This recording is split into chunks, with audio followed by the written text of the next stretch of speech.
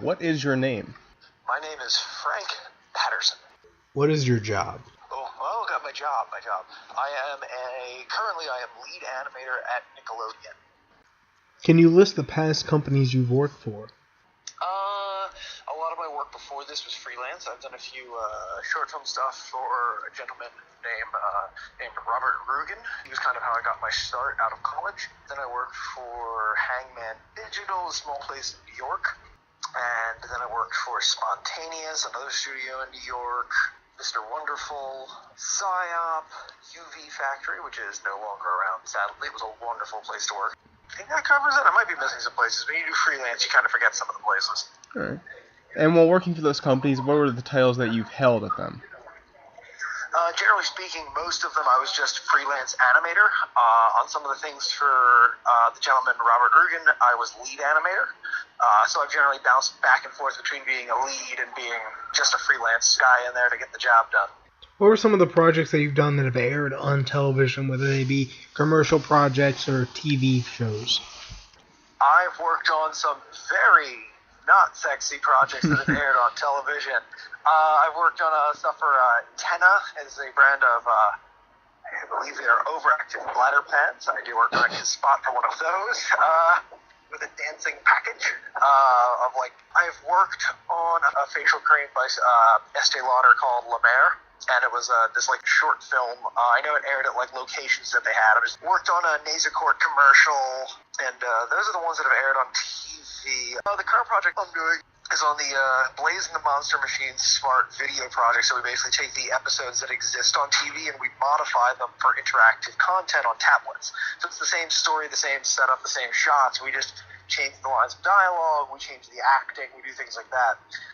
So while that's not on TV, the original show is, and we match the styles of the television content. And we have had commercials for those put on TV. So my work is shown on TV in that capacity. Why is your job important to you? My job is important to me, and this is something that I've thought about a lot because I don't think I'm good at much else outside of the world of entertainment. And it's important to me, one, because I'm good at it, and two, because it's everything I care about. It's my entire life I've been into creating, telling stories, and things like that, and when I was searching for a career, animation seemed like a good vehicle. I love animating, and it seemed like a vehicle to take into the world of storytelling and still somehow bring home a paycheck. Going over the projects that you've worked for in the past, why do you think that they are important to you? A lot of the projects, not to diminish any of the work, but some of the projects at the end of the day do become it's cool because it's a paycheck and blah, blah, blah, and that's to get money and do something that's cartoons, because at the very least, there's really nothing I can say that I complain about, even the worst of the projects I've done, because a lot of them, example, when I'm going in and making a package dance, I'm still going to work and making a cartoon, so that's, that's important to me. And that's kind of the lowest level of importance, is saying, wow, I get to go to work and essentially play with what amounts to a virtual doll and make it act around. But on some of the other projects, like what I do right now at Nickelodeon, is what's important to me is being able to be a part of the storytelling process for children. And knowing that the work that you do has a positive impact in the world, even if it's just with small children, who I believe, don't just believe this, they're plain in fact, they are the future of the world. Having an impact on their lives in some way is still important, because we all look back to what we did and what we were into as children, and through conscious decision or not, they help shape who we are as an adult. And to be a part of that experience, even in a small way, is profoundly impactful. Now, back to the grander view of animation in general. Why do you feel that animation is the most important genre that is on television? I think it's important because of what you can do for storytelling. And also another specific is that, animation, I don't view animation as a genre. To steal a bit of Brad Bird and his quotes, a Western is a genre. A horror is a genre, a comedy is a genre, animation is a medium.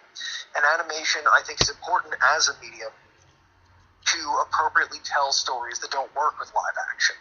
I think there's a lot of stories that could have been, that were ended up as live action films or television series that would have been served better as animation. And I think that specifically in Western culture, we have this association with animation as being something for children that has hurt storytellers in general. And that isn't to say that it's hurt animators. I mean, it has, but it's hurt the creativity of what a storyteller can do. Because I believe that the genre of what you're telling, the story you're telling, should dictate the medium. Animation has allowed people to tell stories that are just not feasible in a conventional sense. And that's what makes them important. It's the ability to stretch the imagination. And Now, if you could change one thing about animation, whether it be something that goes on behind the scenes or the act of animating itself, what would you change? Well, because virtually every project I've worked on has had a different process, it's a difficult question to answer in a traditional sense, in a more concrete way. In a more abstract sense, what I would love would be a technological advancement that would allow the animators to magically begin to concentrate more on the acting than having to worry about the physicality of things like that. Like, yes, we have things like motion capture, but the ability to be able to sit down at my computer and, like, get exactly what my brain's going across as far as acting and then fine-tune it from there would be amazing. But, like, that's kind of like a pipe dream. I mean, like, changing, like, the process of animation is difficult. I think more so the bigger issue with the animation industry is changing how animators treat themselves as a collective and how the industry treats animators as a collective, because the visual effects industry in general tends to thrive on this mindset of undercutting each other.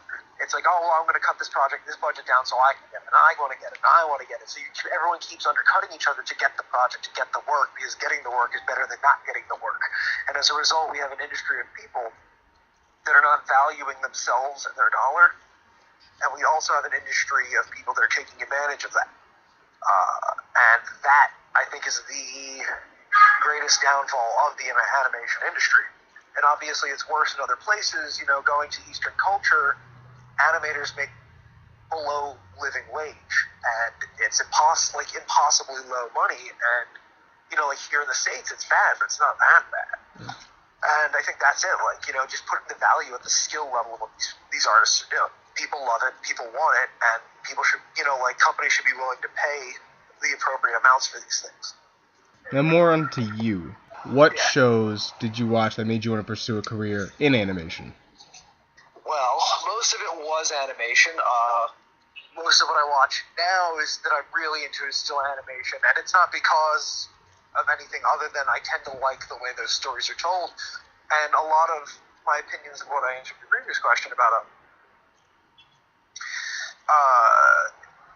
Western culture of animation, a lot of what I ended up watching growing up was Eastern culture animation, obviously more popularly known as anime, because a lot of it did kind of, Eastern culture allows people to tell stories not based on the fact that it's a cartoon, but based on whatever the story is and tell them in an interesting way. And as a child, a big one that a lot of people have grown up very big on was Dragon Ball Z, and that was very huge for me.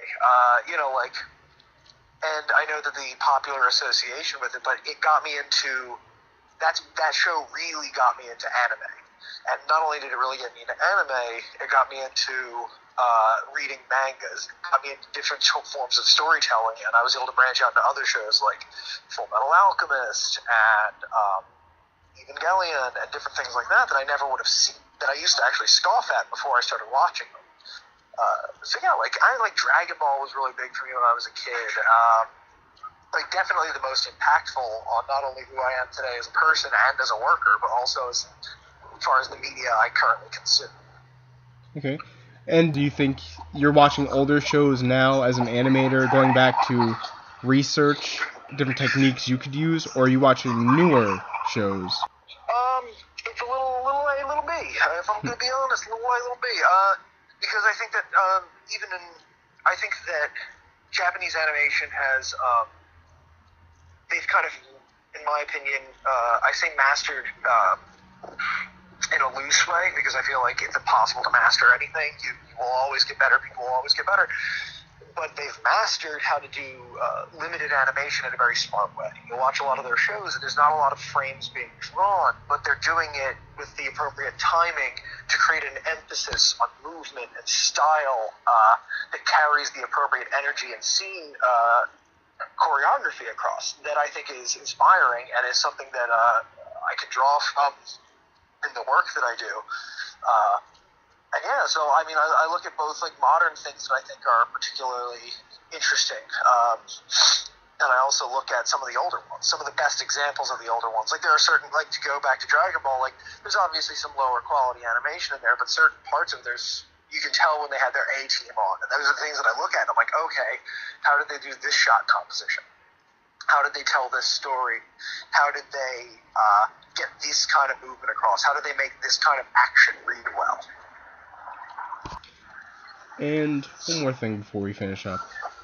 Is there anything that you could say to any animator or any artist that wants to get into the field, and what should they do just starting out with animation, no matter what it is? Work your ass off. This is an extremely competitive field. There are more people than you can count fighting for every job that you will ever go for in this field. And this is not a field that you go into lightly. This is not a field you go into if you want to live.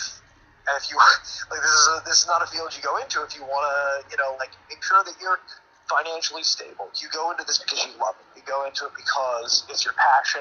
You go into it because you're going to work at it every day and night. You're going to walk to and from your car thinking about it. You're going to go to bed thinking about it, thinking about how to do better, how to get better, how to become better. And strive to every day be better than the person you were, that better artist than you were the day before, and accept and learn to love this craft enough to understand that like sometimes you're not going to make a ton of money. Sometimes you're going to be sitting there straggling to get together. Sometimes you're going to be hunting for freelance jobs a lot. It's learning to love the craft so much that you're willing to let it become you, in spite of the fact that there are negativities, because the negativities are going to be there, and you just have to learn to live with them and let your love of the craft overwhelm those negativities. Thank you so much for your time, Frank. I've done these before. Your heart's in these answers, so I have to say thank you for that. No, it's no problem. And, part of the reason that I'm doing that, I know what it's like to be in college and reach out to people who are working in fields and have them just ignore you. I know what that's like. I've been there more times than I can count.